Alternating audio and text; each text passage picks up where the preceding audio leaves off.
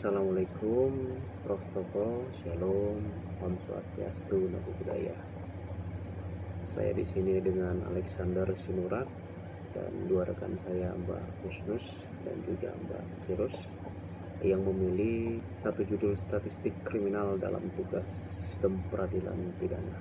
Baik, di sini saya akan memaparkan terlebih dahulu terkait mengenai pendahuluan dari tugas yang telah kami selesaikan. Dari beberapa daerah terkadang melaporkan terjadinya kenaikan angka kejahatan. Terkadang ada yang menyampaikan turunnya angka kejahatan.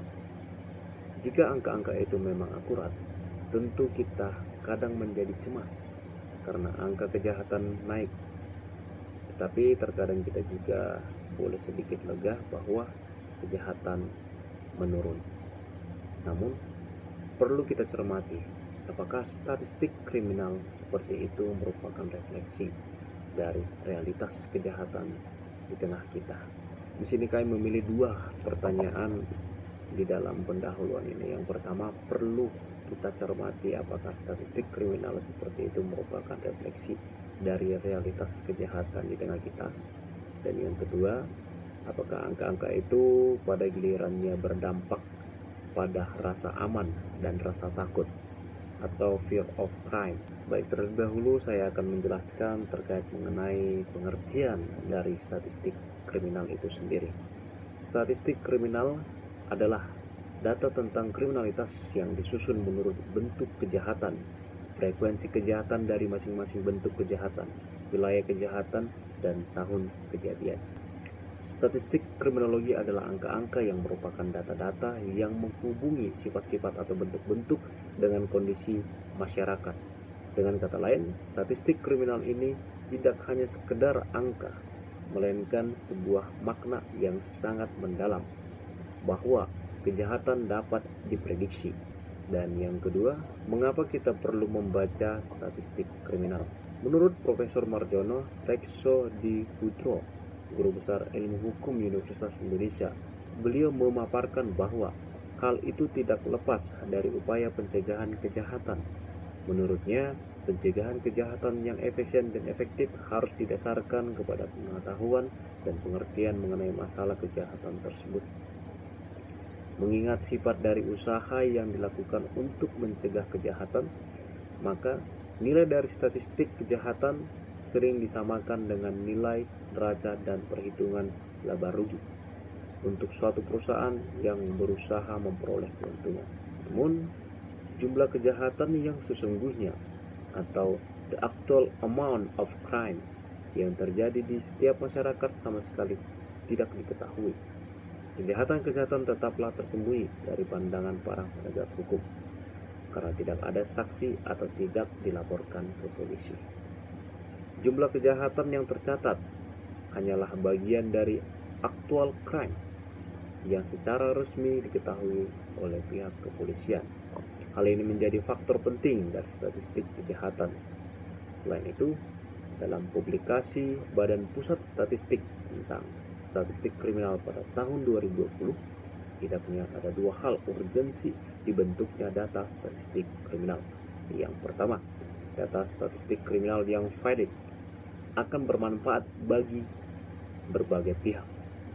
Data tersebut akan menjadi salah satu tolak ukur dan acuan dalam menilai tingkat keamanan suatu wilayah. Dan yang kedua, aspek keamanan merupakan salah satu faktor penting bagi perkembangan ekonomi dan kesejahteraan. Melansir laporan Bappenas terkait kondisi keamanan yang baik akan menciptakan iklim investasi yang baik. Baik, selanjutnya akan dilanjutkan oleh rekan saya, Mbak Firus. Sekarang, mari kita cari tahu terminologi apa saja yang digunakan dalam statistik kriminal yang dilansir dari laman Badan Pusat Statistik.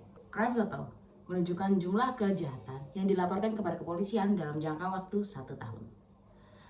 Crime cleared merupakan jumlah kejahatan yang diselesaikan oleh kepolisian dalam jangka waktu 1 tahun.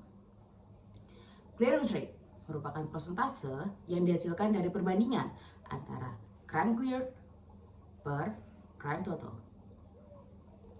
Crime rate menunjukkan jumlah kejahatan per 100.000 penduduk.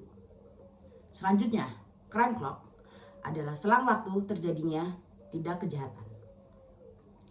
Selain itu, statistik kriminal juga dapat diklasifikasikan berdasarkan jenis kejahatannya, seperti kejahatan terhadap nyawa, kejahatan terhadap kesusilaan, dan lain-lain. Teman-teman bisa eksplor sendiri ya di website BPS. Lalu, apa sih pentingnya mempelajari suatu statistik kriminal? Ternyata, hal ini tidak jauh dari upaya pencegahan kejahatan. Menurut Prof. Marjono Reksodiputro, upaya pencegahan kejahatan yang efektif dan efisien harus didasarkan pada pengetahuan dan pengertian mengenai masalah kejahatan tersebut. Dengan mempelajari statistik kriminal, setidak-tidaknya kita dapat 1. Mengetahui peta kejahatan serta variabel-variabel terkait lainnya. 2. Mengetahui kinerja atau produktivitas dari suatu unit atau lembaga kerja. 3. Mencari faktor korelatif atau kausatif dari suatu tindak kejahatan. 4. Mengevaluasi suatu kebijakan kriminal yang ada saat ini yang dapat digunakan sebagai acuan untuk kebijakan di masa mendatang. Dan kelima, dapat menguatkan, membantah, atau menciptakan teori baru tentang kejahatan. Nah, setelah mengetahui istilah-istilah dan manfaat dari mempelajari statistik kriminal, mari kita telik lebih jauh mengenai bagaimana eksistensi dari statistik kriminal mempengaruhi masyarakat.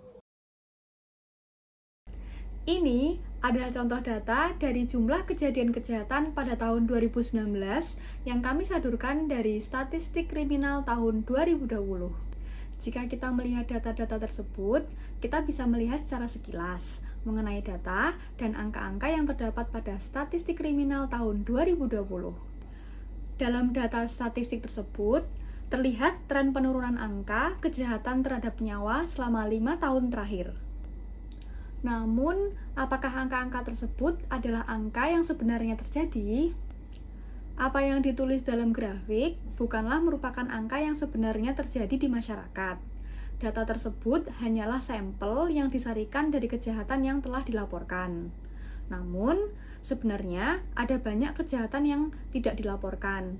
Hal ini dianalogikan sebagai bongkahan es. Angka kejahatan yang tidak terlaporkan justru lebih banyak daripada angka kejahatan yang terlaporkan. Ada beberapa faktor mengapa terdapat kejahatan yang tidak terlaporkan dan ada beberapa kejahatan yang tidak masuk dalam statistik kriminal. Setidaknya ada 5 faktor yang menyebabkan itu semua menurut Stephen Box. Yang pertama adalah korban mengetahui bahwa ia menjadi korban kejahatan tetapi tidak bersedia melapor. Yang kedua, korban tidak mengetahui bahwa ia telah menjadi korban suatu peristiwa kejahatan. Yang ketiga, korban yang sifatnya abstrak dan karena itu sukar diidentifikasi secara khusus dan jelas, misal pada kasus korupsi. Yang keempat, korban mengalami kejahatan sedangkan ia sendiri terlibat dalam kejahatan itu. Yang kelima, secara resmi tidak timbul korban karena adanya kewenangan diskresi kepolisian.